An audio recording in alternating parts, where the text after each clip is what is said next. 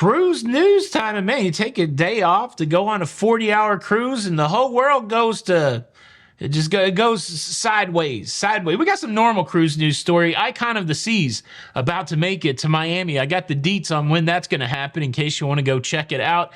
We also have another cruise line finishing its implementation of Starlink internet, but to go along with those normal cruise news stories, we got some stuff that's gone pretty sideways in the last 2 days, including a cruise line who plans to prohibit an item that a lot of people like to bring on board cruise ships, and a cruise line that says, you know what? Solo travelers, they're causing us some issues financially, and so we have a solution. I really think the solution that would solve their problem is just, why don't we just ban all solo cruisers? If you don't have anybody to cruise with, which is my case sometimes, if you don't have anybody to cruise with, you're banned. No more solo cruising. I don't know if that's the right solution, but I don't think this other solution's it either. Gonna break it all down. Cruise news and my views. Let's talk about it.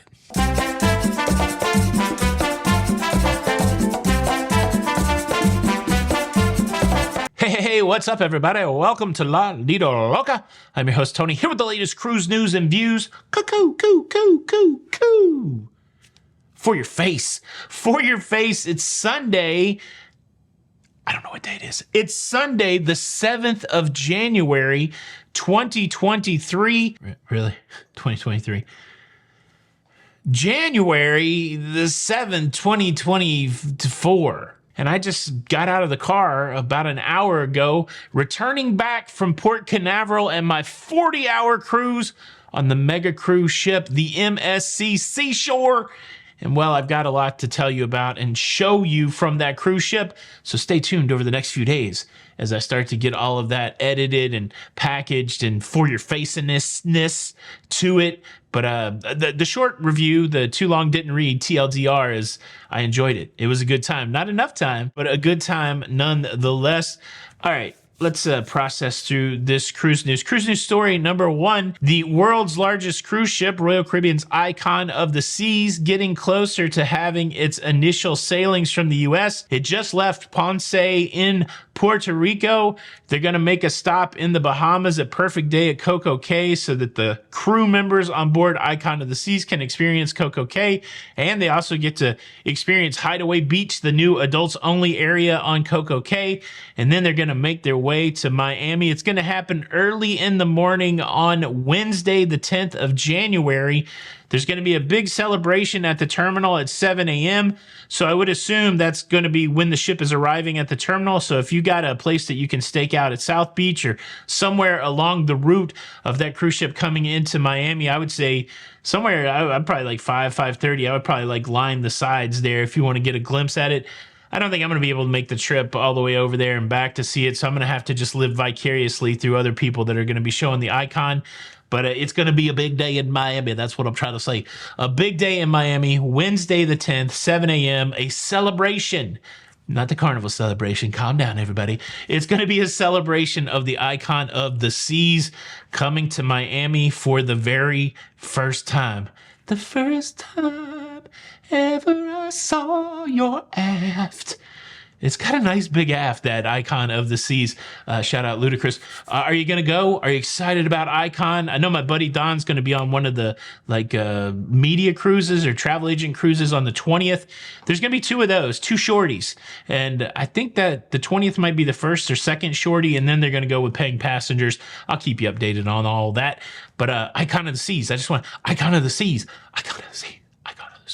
Cruise news story number two, we have another cruise line out there cawing about their implementation of Starlink. They've blanketed almost their entire fleet with the fast internet provided by SpaceX. 6 out of 7 ships were talking about Seaborn. Seaborn, the luxury brand. It's an interesting conversation. I've said it since I started cruising that access to the internet, access to high-speed internet, will probably be a differentiator for many people when it comes to cruising. I've talked to many people that when you talk to them, they're like, hey man, the internet's slow. So it suggests to me that a lot of people are interested in the internet. I know there's still a stalwart holdout of people that aren't interested in the internet at all, But yeah, I think these cruise companies have recognized it, and they continue to make investments in technology companies like Starlink so that they can bring faster internet to the people, because we have mindless scrolling to do, of course. But yeah, Seaborn fans out there, I sure hope there's some out there. Do you love the internet? Are you excited about this news? Leave a comment below. Now, I got 2 more cruise news stories for you, and I kind of hope maybe you're in a good mood at this point. So I feel like if I'm going to ask you for anything, let me ask you for it before the weird stories. Maybe you're the kind of people that are in a better mood after you feel weird. I know a few people like that. What I want to do is I want to quickly invite you to subscribe. If you like staying up to date with everything going on in cruising, please consider subscribing with the notification bell on. That way you don't miss out on any of these episodes. Basically what I'm saying. Subscribe. YouTube will notify you. And it's good for me. It's good for you. And you for me. Da-da-da-dee-da-da-da-dee.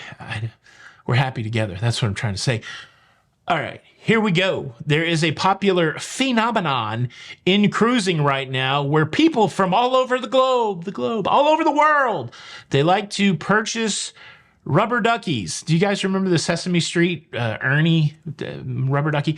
The rubber duckies, and do various things with them to identify them. Put them in, little outfits, or, put a little tag on them, or make a little passport for them. And then these rubber duck people, they like to go onto cruise ships and then they hide them all over the cruise ship, kind of like a modern day Easter egg hunt that happens all year round. And then other people, they discover these rubber ducks, and sometimes the tag says, hey, post a picture on our Facebook group just so we know that you found the duck. And it's people like it. It's a game of hide and seek. You get a souvenir that's personalized. I think it's pretty well accepted in cruising right now as something that happens. Well, there's one cruise line out there that says, well, that sounds like it's way too much fun. We don't want these ducks on our cruise ship. And well, can you guess which cruise line is going to be the curmudgeon about rubber ducks? Well, the kid-friendly cruise line, Disney. Disney's like, hey, come on. We got enough stuff on our ships, especially a lot of stuff that you can buy. Don't be bringing on rubber ducks. We don't want it. Don't do it. This ain't the place for your little rubber duck shenanigans. And so they're saying no to the ducky. And it's different than passing the Dutchie on the left-hand side. They're saying no to the ducky. And I'm sure that people, I doubt anybody would quit cruising on Disney because they can't bring a duck on, but I'm sure there's some duck people that are disappointed about that. Are you a rubber duck person when it comes to cruising? Is this news shattering your heart? Or are you one of those people that say, yeah, that's a good idea. We don't need all that extra crap on a cruise ship anyways. Yeah, give me a towel animal. Leave a comment below. Now, let me break down the sitch that is playing out on Celebrity Cruises. This was first reported, I think, by our friend over at Cruise Radio, Doug Parker. Oh, let me break in here. I just saw the byline. It's by our acquaintance, Richard Sims. Like, I know who Richard Sims is, but I don't know if friend, acquaintance. Either way, it's on Doug's website. It's by the very well-traveled and written Richard Sims. I think I referenced Doug one more time, but I wanted to give credit where credit is due. Doug and Richard, make sure you check out Cruise Radio. And now back to me saying Doug when I should say Richard. It's look, I just got off a cruise. Cut me some slack. Okay? He actually did some mock bookings and stuff.